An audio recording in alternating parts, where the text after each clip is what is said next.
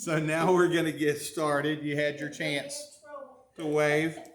And we're at Proverbs chapter 20. And follow along with me as I read the first few verses and we'll get started. Wine is a mocker, strong drink is raging, and whosoever is deceived thereby is not wise. Now this is a wonderful verse for temperance. Okay? So for those of you who want to have wine with your dinner, want to have a shot at the wedding to celebrate, I'm not condemning that, and neither is God's word. God's word is merely warning or cautioning us that if you continue to imbibe to an excess, or perhaps maybe even just more than you should, then you are mocking not only yourself, but you're going to wind up mocking others. And it's that way. And alcohol can cause a lot of raging and anger. For those of us perhaps maybe who even grew up around men and women who drank to excess, they lose control of themselves, they lose control of the situation, they become less hindered by social graces and norms. They do things they just wouldn't do if they were sober. However, I also want to caution us that this is something that could happen with almost any substance. As this is specifically referring to alcohol, I also would like to draw your attention sometimes to food. There are a lot of times when we go places, we eat more food than we ever would if we were just at home. You know, you're at home, you're hungry, you'll make a sandwich. That's it. You'll be satiated, satisfied with that, and that's what. But you go to a buffet, or you go to a feeding at church, or you go to wherever, and it's an all-you-can-eat kind of situation, or they got a real good deal. Have you ever seen that? You know, it's like, oh, well, you can get a hamburger and fries, and it's $6, but you can get 2 hamburgers and a fry for $7. And you, oh, well, I mean, it's a whole extra burger for $1. And you intend to set that, but you don't. And so, again, too much food causes you to do things you wouldn't necessarily do if it's available. And wine and alcohol are the same way. They can have violent reactions in the person. They can also have a violent reaction in the person when they don't drink to excess.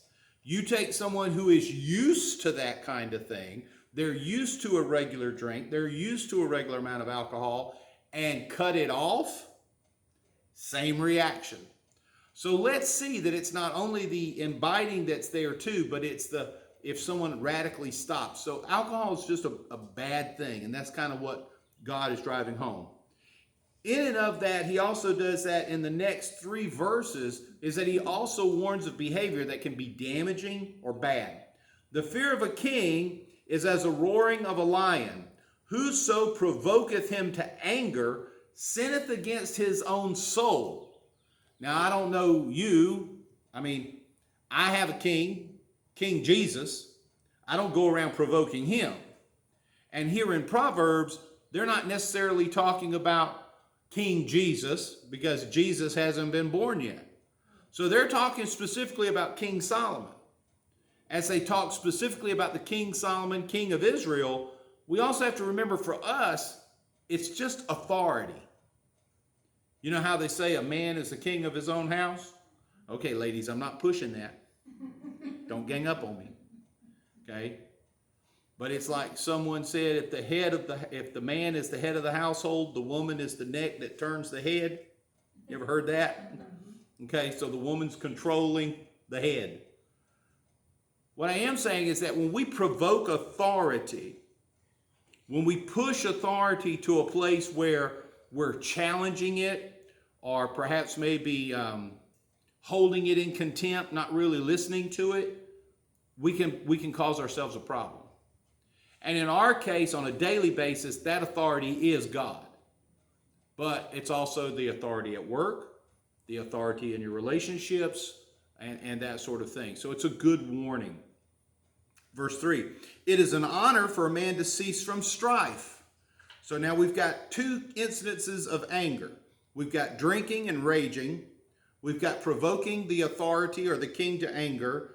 And now we're being told that it's an honor to avoid strife or to stop an argument or to stop a fight, but every fool will be meddling. Now,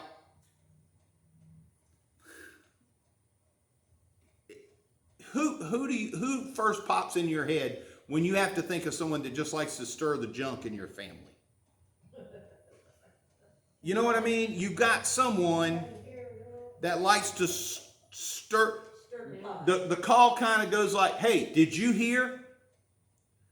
Or it's kind of like someone in church. It doesn't have to be your personal family. Could be church family. Could be your neighborhood family. You know, some people do still have close neighbors. You know, and when I mean close, I don't mean like we used to be, where you knew everything about your neighbor, but still you talk over the fence, or you talk as you pass at the mailbox. And then, when did you hear what they did down at the end of the street? Did you hear this? They're always meddling, trying to cause a problem. I have a neighbor like that.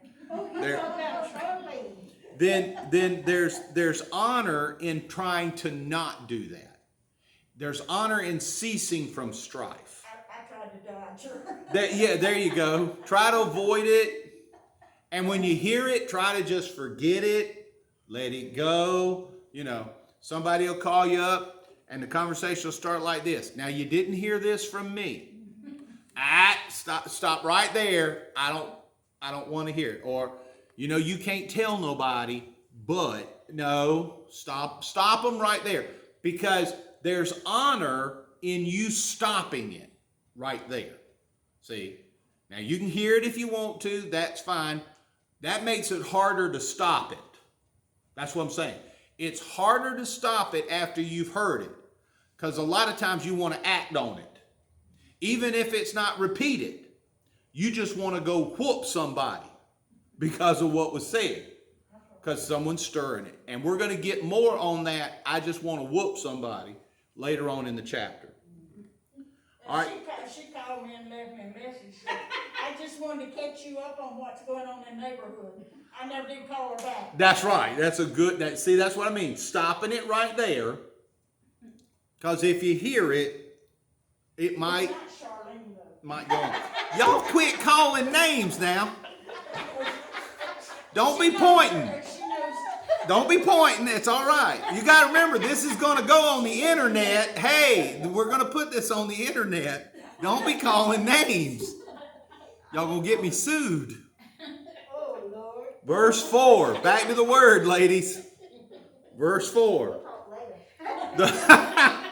The sluggard will not plow by reason of the cold. Therefore shall he beg and harvest and have nothing. Now this, he won't plow for the cold. That's him saying, oh, it's too cold outside to prepare the ground for the seed. Well, that's when you're supposed to do it. You're supposed to turn the ground over and get it ready so as soon as it warms up enough, you can put the seed in the ground. If you wait till it's warm enough to plow, you're going to get the seed in the ground too late. So again, this idea of being a sluggard, being lazy, being slow, it's getting a negative connotation, even if it is for a good reason. You know, same thing will happen with church going. People say, oh man, it's too cold, or it's too rainy, or it's too this, or it's too that. I'm not saying that you can't say that. I'm saying just make sure you realize you're kind of shooting yourself in the foot by coming up with a reason. There are always plenty of reasons not to do the right thing. You can always find a reason not to do work, right? You can always find a good reason not to work. It's hard to get motivated to do it, especially when the conditions are against you. One of the things that might happen is that there's good work to be done in your family or your community, and you say, well, I'm not going to do it. I would be the only one doing it. And I can't do it all by myself, so consequently, nothing gets done. We've got to watch trying to avoid doing the right thing simply because it inconveniences us. And that's what's being told here. If the sluggard will not plow by reason of the cold, therefore he'll be begging at the harvest. And we don't want to find ourselves begging and without God's blessing. Verse 5, counsel in the heart of man is like deep water, but a man of understanding will draw it out. Now, I don't know about you, but a lot of times I don't understand what people are telling me. I don't understand it at the moment. I have to meditate on it, write it down, think about it, think on it. And sometimes you get the best wisdom by doing that. That's the drawing of it out. Counsel, the understanding, the wisdom of it comes from realizing someone has told you something for your own good, even if you don't understand it. Take it and receive it like that. That's where it says it's like deep water, but a man of understanding will draw it out. He will draw that wisdom out. He'll study on it until he finally gets it. And that goes for she too. You know someone smart told you something smart. You know someone with wisdom told you something wise. You don't understand the saying, but you do understand that it was for your betterment. So you just keep it and study on it and mill over it until the light comes on. Verse 6. By the way, please interrupt me at any time if you need to. Just raise your hand and go, hey, hold on a second. Cover that one again. All right? We'll make sure we get back into the habit of this. Verse 6. Most men will proclaim everyone his own goodness, but a faithful man who can find? Everyone loves to talk good about themselves. Most men will proclaim everyone in his own goodness. But it's hard to find someone who's just faithful and true and sure in himself. The just man walketh in his integrity. His children are blessed after him. This lets us know that our integrity and our wisdom is generational. If you do well and protect your name, that name is passed down to your children. If you've got the reputation of being faithful and loyal and true, that it's almost as if that automatically goes to your children. It's up to them whether or not they prove worthy of it or not. But you can hand that down. Verse 8. A king that sitteth in the throne of judgment scattereth away all evil with his eyes. Now, Solomon, of course, y'all know the very popular story about King Solomon sitting in judgment of the women arguing over the one child, right? But that wasn't his only case. He judged many things. And sometimes he could tell just by looking. Just from looking at the situation, he was able to. And so a wise king can do that. He can scatter evil with just a look. Verse 9, who can say, I have made my heart clean? I am pure from my sin. This is a rhetorical question. Is there anyone who could say that, as wise as they are? You could have the wisdom and the full understanding of the scriptures and understand what to do, but that's not going to make you pure. That's not going to make you clean. There'll be a lot of good people in hell. Good, smart people don't go to heaven. Only saved ones do. No one has the ability. There is no wisdom that saves you. You have to just give it to God. It's by him and his blood alone. All right, verse 10 is going to tie in with something else, but 10 and 11 specifically. Divers weight and divers measures, both of them are like an abomination to the Lord. Even a child is known by his doing, whether his work be pure or whether it be right.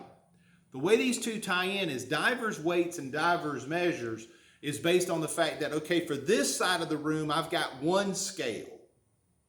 And for this side of the room, I have another. And that's for trading. I have divers weights and divers measures. Difference, right. So over here, we might go pound for pound. You give me a pound of apples, I give you a pound of oranges. We do it even. But over here, I might do it 1.5 to 1 or 1.5 to 2. You got to give me 2 pounds, I'll give you a pound and a half. It's not fair. I got different weights and different measures for different people. And that really ties in with kind of a childish way, because even a child is known by its doings, whether his work be pure or whether it be right. Have you ever seen kids? That's not fair. That's not right. They want to divide something between them. Divide a cookie. Divide this, divide that. Do you know what's the best way to get a child to evenly divide anything between another child? Let one of them cut it and let the other one take first pick. Buddy, it'll be right down the middle. They'll get out a slide rule and make sure there's just the right number of crumbs on one side as there is on the other. Have you seen the Hershey bar commercial with the two little twin girls? And they're taking pieces, and one of them says, take a piece if you like to share. And the one little girl takes one and the other one doesn't, and then she hands it to her because the one that didn't take one doesn't like to share. That's just a perfect way of saying this same verse. Even a child can be known by how they conduct their business. And the same thing is true with us. We're going to get back into this conducting business thing and the honesty and integrity that has to come with conducting business. And it's probably going to hurt. All right. Verse 12. The hearing ear and the seeing eye, the Lord hath made even both of them. So any of us who can hear wisdom, see and perceive wisdom, remember, if you have that gift, it is from God. God is the one who created truth, and he also creates the ability for us to perceive truth. Amen. Both with our ears and our seeing. And he also gives us the ability to speak truth. So these things are created by God. He's made them. Verse 13. Anyone real crazy about them first three words?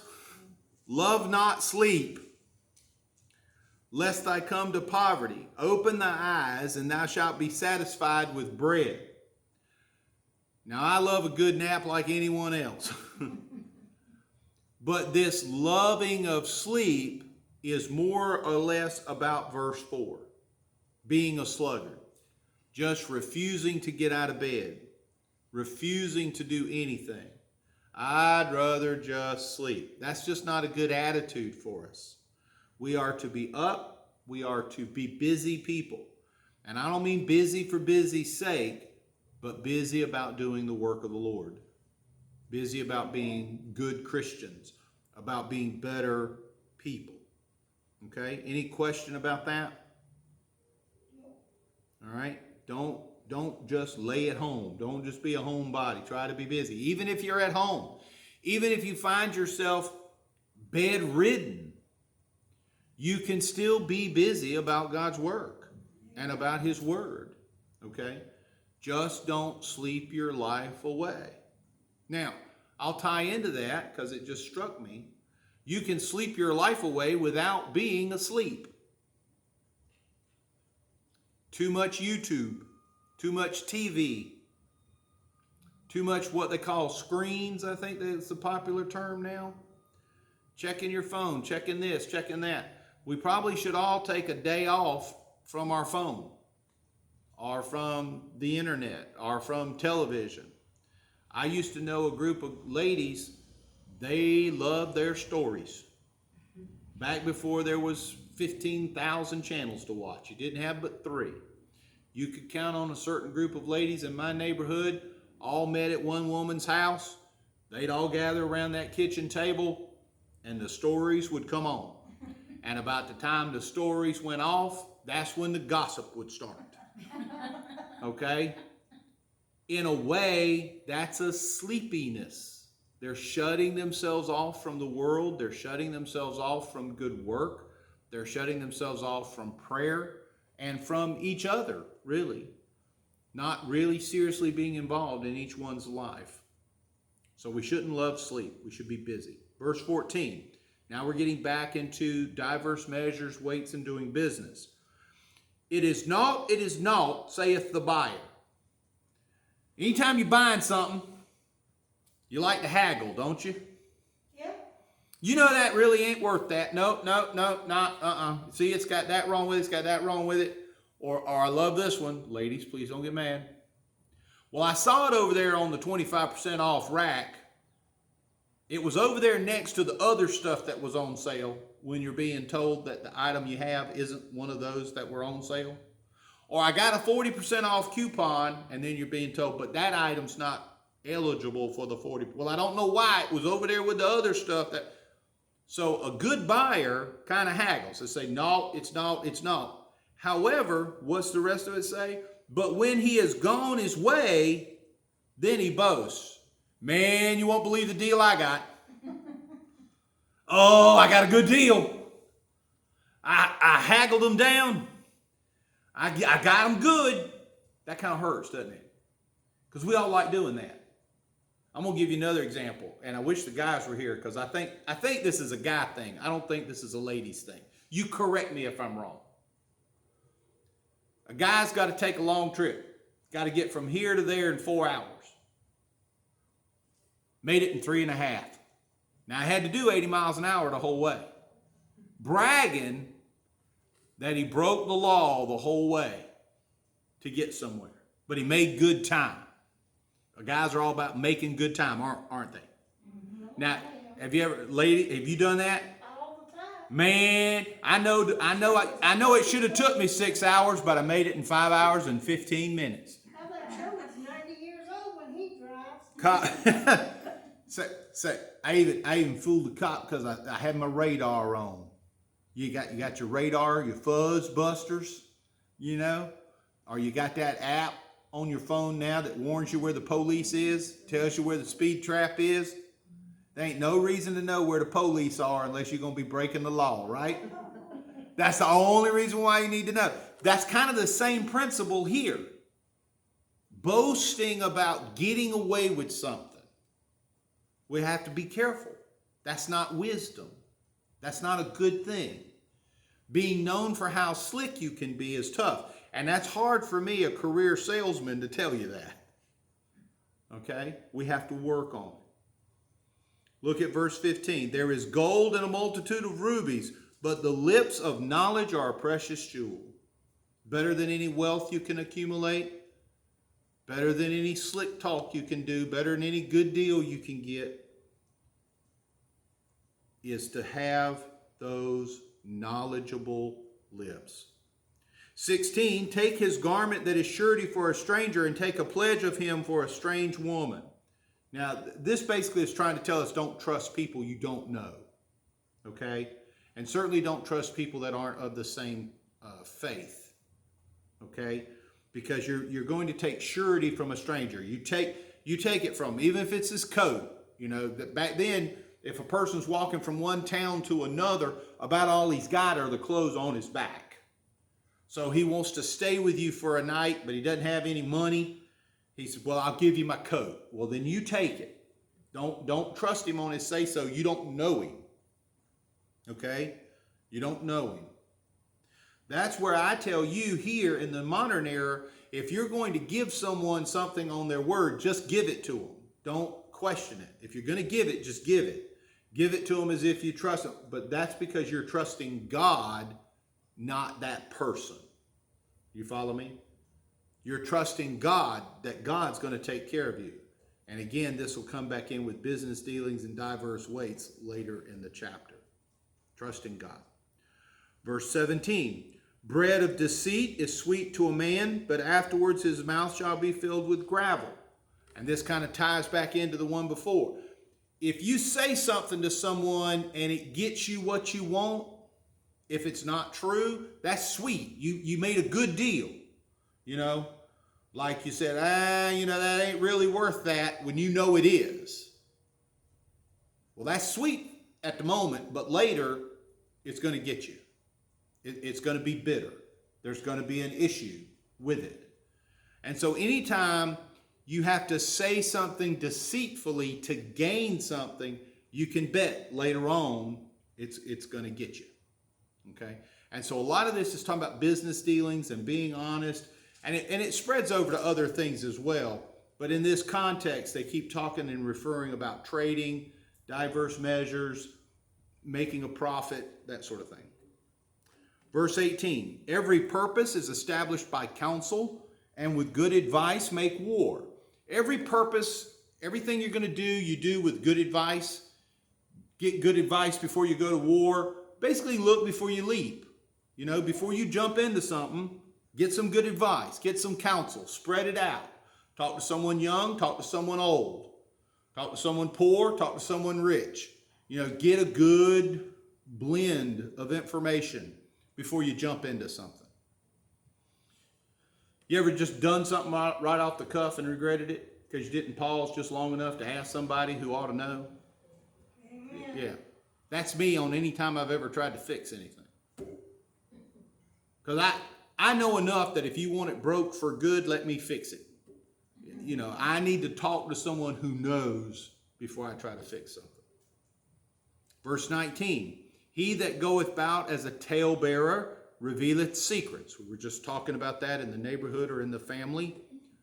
Therefore meddle not with him that flattereth with his lips. Now this flattery that we talk about, you ever heard that term before? Flattery will get you nowhere. Well, that's not necessarily true with some people. Some people love to have their ego stroked. They really do. But we should not be worried about necessarily that flattering lip in that regard, but rather the flattering lip that also includes the talebearing. You know, someone coming up to you telling you you look 20 years younger just because you got your hair fixed, you know what that is. But someone who comes up to you and says, you know, I know you know better than what this person did, and they start telling you, and they say, because I know you would want to know. You see what I mean? How slick of flattering. You know, I would know that you would want to know this, or I would want you to tell me if someone said this about me, so I'm going to tell you about you. They're flattering you. You see what I mean? They're flattering you. So it's not always just that obvious kind of, you know, man, that dress makes you look 20 pounds lighter. Yeah, nah. You know, that's not what we're talking about. We're talking about a more slick tongue that actually gets more back to this double dealing, where it's, you know, I know you probably don't care. You hear that? I know it won't bother you, but let me tell you. So we just got to watch it when it comes to that kind of conversation. Verse 20 through 22 is going to involve sort of the same thing. Whosoever curses his father or his mother, his lamp shall be put out in obscure darkness. You got people who just don't talk well of their parents. And I was blessed enough to have someone tell me, you know, hey, you need to make sure when you're telling those stories about how bad your mom and dad are that you remember to thank them, you know, for not killing you when you were little. Amen. For feeding you, you know, for keeping you out of traffic, you know, and those things that we did do to protect our children. But there are some who just have nothing but hate and discourse for their father or their mother in their language. And the Bible, God himself is telling you, you're gonna cause yourself some problems. You're gonna find yourself in darkness. An inheritance may be gotten hastily at the beginning, but the end thereof shall not be blessed. And again, you may get something wonderful all at one time. And this ties into the verse before, because you have to remember that mother and dad, when they passed away, they had no choice but to give you. See, today, you might have a mom and a dad got lots of money, but if they don't like you, they don't have to give you any. But see, back then in the Hebrew, in the Jewish law, you had to get the inheritance. Mom and dad died. It didn't matter what kind of a child you were. You still got what was coming to you. And so you might get that quick, but there's going to be a problem with it. You see? Going to be a problem with it. Verse 22. This is the one that really is going to help clear up a lot of what we've been going through, because we've heard a lot about double dealing, bad weights, bad measures, gossipers, people talking to us, people flattering us. Verse 22. Say not thou, I will recompense evil, but wait on the Lord, and he shall save thee. We don't have to worry about all these things going on behind our back. We don't have to worry about the people that would lie to us or flatter us or deceive us or take advantage of us in business dealings, because God will save thee. God has your back. Amen. In the book of Romans, God says, vengeance is mine. Okay? So, God is in the revenge business. God is the one that has your back. So I want you to hear that there are these things out there that we should be careful of. But at the same time, we have to understand God is looking out for us, that if we do fall prey to these things, God takes care of it. Kind of like that whole mama bear thing. Y'all know what that is, right? I mean, you know your child's stupid. but don't let nobody else say it. That's right. Right? You know they bad. You know they rebellious. You know that, but don't let nobody else say it, because you're going to tear into them, ain't you? God's got a bad case of the mama bear for his children. You don't even want your own children talking bad about each other, do you? No. Let a brother or a sister look at the one or the other and go, you know, you ugly. You stupid. What's Mama Bear going to do? Don't talk like that. Straighten them out. Straighten it. Don't you talk about your sister. Don't you talk about your brother that way. Well, it's true. No, it's not. God feels the same way about us. And we're all his children, aren't we? We get to talking bad about one another. God's got a case of the mama bear. Don't y'all talk bad about each other. That's my child. Don't you talk about my child that way. Right? You ever heard someone say something to somebody and said, man, don't talk about my best friend that way? But they're talking to their best friend. You know, you're sitting there talking with your best friend and they start talking about how much they've messed up and how bad they are. And you'll look at them and go, don't talk about my best friend that way. It's the way it should be. Because God is the one who will look after us. Verse 23 is a repeat of earlier in 10. Diverse weights are an abomination unto the Lord, and a false balance is not good. 24, man's goings are of the Lord. How can a man then understand his own way? Come on, you don't know what's going to happen tomorrow. You know what's going to happen when you leave here. You got a plan, but you don't know. And God tells us, my ways are higher than your ways. God tells you, I have a plan for you, a plan to prosper you and do you no harm. But you don't know what it is. God had a plan for Moses. He didn't tell him the whole plan. He just always kept telling him what to do next. What to do next. He didn't tell him the whole thing.